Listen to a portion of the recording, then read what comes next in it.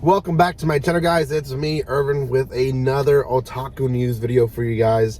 I'm trying to bust these out as fast as possible, and thank you to Quilter, who is someone who is there in the Discord. If you guys haven't joined the Discord, join it. Quilter sent me this there on the Discord as well as other stuff for me to see, but this one definitely is one that I have thoughts for, and I've had thoughts for it for a while.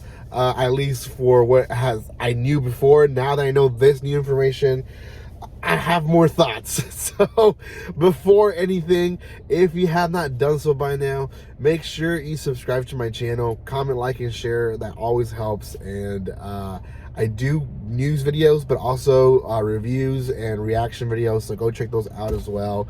I have quite a bit of them already out, more to come your way, so don't stop supporting the channel as much as possible. Okay, today's news is one that if you haven't heard, you want to hear this news. It's Funimation's anime content is going to be transferring to Crunchyroll, and then they have a whole new deal going on. Now, for those who didn't know yet, Funimation bought out Crunchyroll back in 2020, I believe, and they've basically been working hand in hand together since then, and they've done some changes, but not too many changes. One obvious change that I noticed was that Crunchyroll was not getting as many new animes in their seasons as they used to.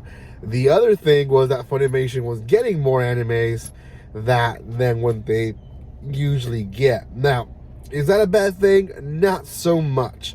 But now they've rethought of how they want to run their anime community with this ultra big company now, and it's not really that big, but Funimation has control of Crunchyroll, and these two companies have been known to be part of the bigger size of what anime has been here in the US for the past maybe 10 years. So it was a pretty big deal. Not a lot of people talked about it or made a big deal about it, but it should have. It should have been a bigger deal than what it was. Now we get a news today, at least time of recording, that Funimation's content is being moved to Crunchyroll. Not just that, but Wakanims as well. Now, Wakanims, for those who don't know who that is or what that is the French anime company, as we can say. I don't know what that means for the American community. I don't know if we're going to get brand new content from Wakanim as well in Crunchyroll, or if the American community is just only receiving the Funimation content and then the French community is receiving only the Wakanim. I don't know what the specifics are in that part, but I do know that Funimation is doing a huge move, so much that they're not just moving their animes, but they're also removing them from their own platform, which means people who have been loyal to Funimation now have to go and get a premium with Crunchyroll if they want to continue watching the anime that they've been watching through Funimation. Now, I understand some people are saying, well, that's a good thing. Everything's being kept in one place. Well, not so much, because Funimation is not closing. They decided to do a whole different thing with Funimation. So Crunchyroll is now going to be streaming, and I'm reading this off an article, just right off the article.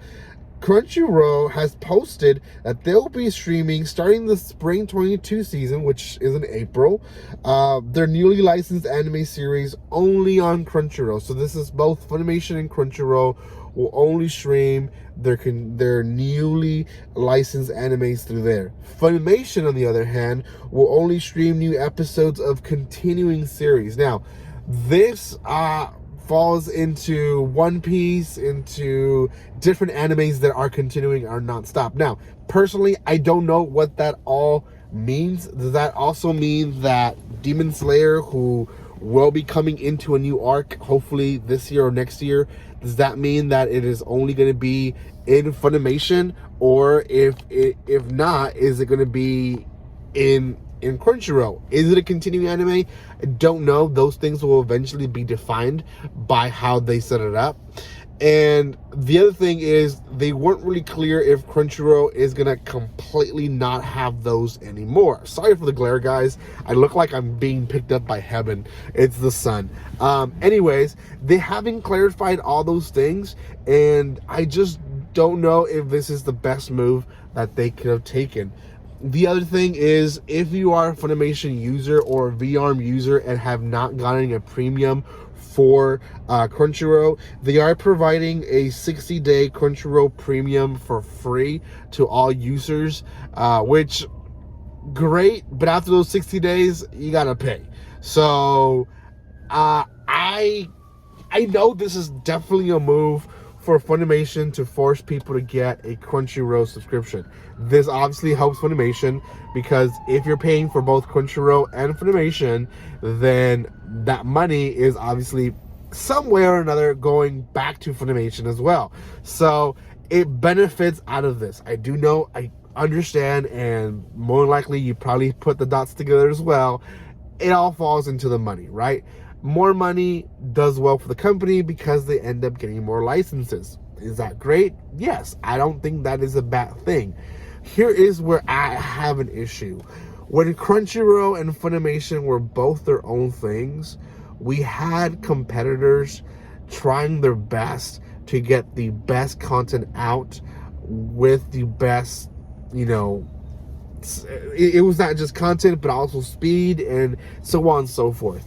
Now that both companies are put together, there has some, you've noticed probably, there's been some laziness in some departments. For example, the dub, you just never know when a dub version is going to be dubbed. You don't know if Funimation is going to decide if the anime is going to be dubbed simultaneously as the sub comes out, which they've done before, or if they're going to wait 3 weeks to release the first episode dubbed, and therefore you're 3 weeks behind from everyone else who's watching the sub, or 6 weeks, which has happened before as well.